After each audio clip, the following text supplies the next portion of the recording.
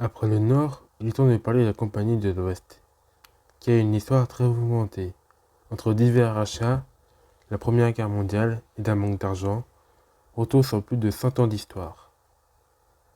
En 1835, les frères Pereire firent campagne pour la création d'une ligne de chemin de fer pour les passagers entre Paris et Saint-Germain.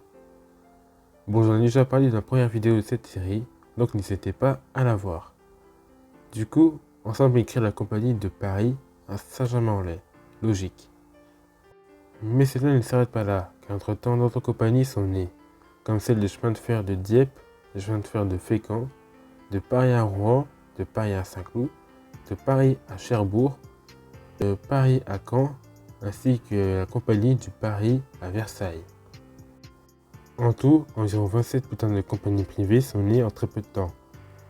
Enfin, en 1855, la Compagnie de l'Ouest est née et va arracher toutes les compagnies qui avaient des grosses difficultés financières.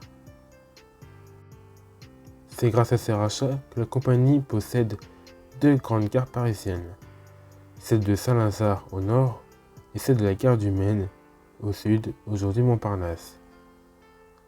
En 1978, le réseau de l'État est créé, dû au rachat de nombreuses compagnies situées dans l'ouest de la France, coincées entre Bordeaux et Nantes.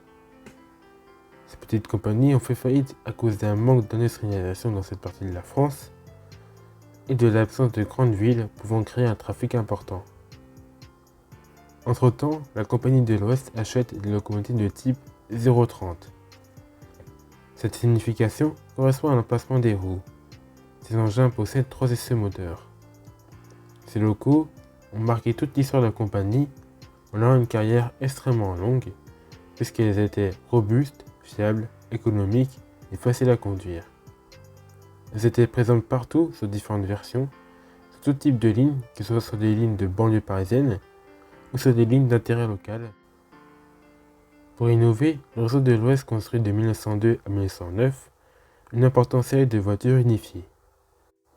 En même temps, une nouvelle énergie est née. Ils se sont dit comme quoi ça serait cool d'électrifier une ligne.